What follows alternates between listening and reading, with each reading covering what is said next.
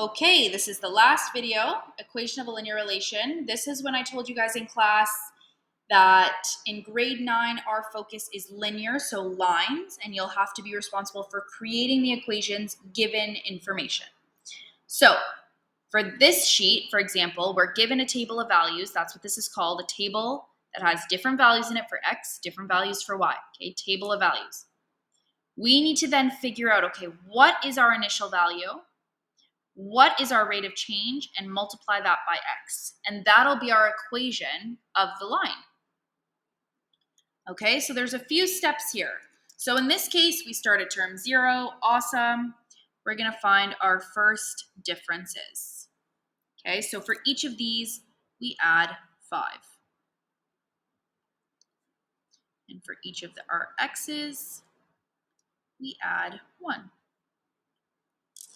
Perfect. Since we're going up by 1, our y's stay the same. We're good. We know what our rate of change is, but we're going to calculate it anyways. Our rate of change is just 5 because these go up by 1s anyways. But we have change in y over change in x equals 5 because our y's change by 5. Our x's change by 1 each time. 5 over 1 is just 5. Okay, so we figured out our rate of change, which we need. We now need to figure out our initial value, which we have since we start at 0 anyways. So our initial value is 21. And now we can create our equation. It tells us that y equals our initial value, so 21, plus your rate of change, which is here, 5. So 21 plus 5 times x. Okay? Or you can do it backwards. You can do y equals 5x plus 21. Okay, so it's kind of consolidating, putting together everything we've done. Here we do the same thing. We're going to look, okay, what do each of these go up by? These go down by 3 each time. Okay, so the change in y is -3. And let's look at our x's. Our x's go actually up by 3 each time. Rate of change will tell us, okay, if these went up by 1 each time, what would our number be? So what does it change by each individual one? So 0 to 1, 1 to 2. I know what 0 to 3 is, but I want to know what 0 to 1 would be. So rate of change equals change in y over change in x, which equals our change in y is -3, our change in x is +3. -3 divided by +3, we know 3 divided by 3 is 1. A negative and a positive will make it -1. Okay, we need to find our initial value for our equation, which we know from term 0 is 80. And then we can put it together. Our equation will be y equals our initial value, so 80. And then it's plus our rate of change times x, but our rate of change is -1. So we're going to have, instead of plus -1, a positive and a negative will just be -1x, which you can just write as y equals 80 minus x, or y equals -x plus 80. Okay? So those ones are when we're given term 0. Now we're going to look here at these two examples where we need to calculate the rate of change, initial value, and state the equation, just like we just did. But this time, if you notice, we're not given term 0.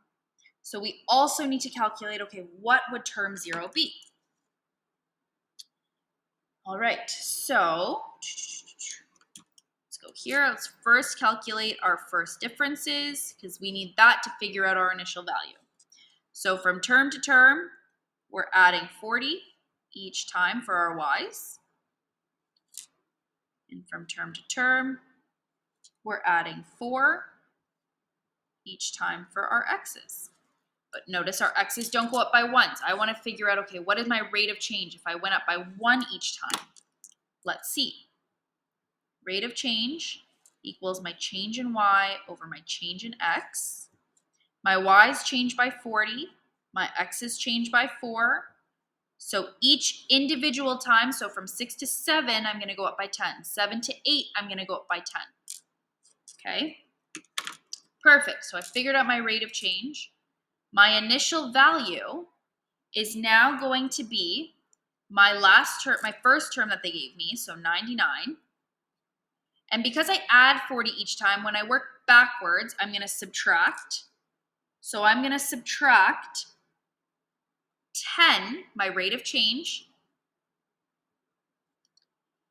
And I need to do that 6 times because 6 to get to 0, I need to go back 6 times. Okay, so I'm going to get initial value equals 99 minus 60. Initial value equals 39. So now I have everything I need. I have my initial value and I have my rate of change. So I'm going to, okay, y equals initial value, 39, plus my rate of change, which is 10, okay, x. Or you can do y equals 10x plus 39.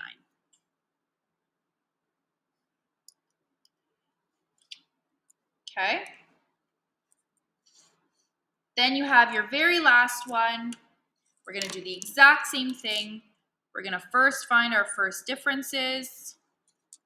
We look, okay, we're taking away 40 each time. Look at my first differences for my x's. I'm adding 20 each time. Okay. And then I'm going to say, okay, I need to figure out my rate of change.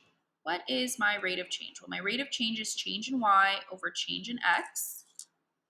And I have that equals my y's change by negative 40, my x's change by positive 20. I have a negative and a positive, so I know my answer is going to be negative because the negative always wins. 40 divided by 20 is 2. So my rate of change is 2. Now I need to find my initial value. So what was my y when x is 0? Well, I know that the last one they gave me was 350. The last value they gave me was 350.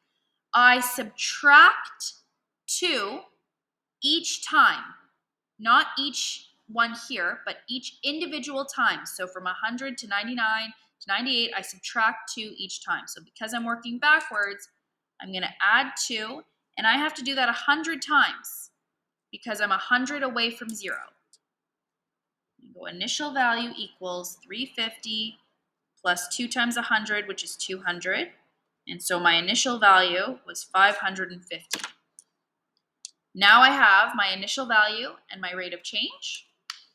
Let's put it all together, and I'm going to get, okay, y equals, my initial value is 550 plus my rate of change, which is negative. So I'm going to get minus 2x.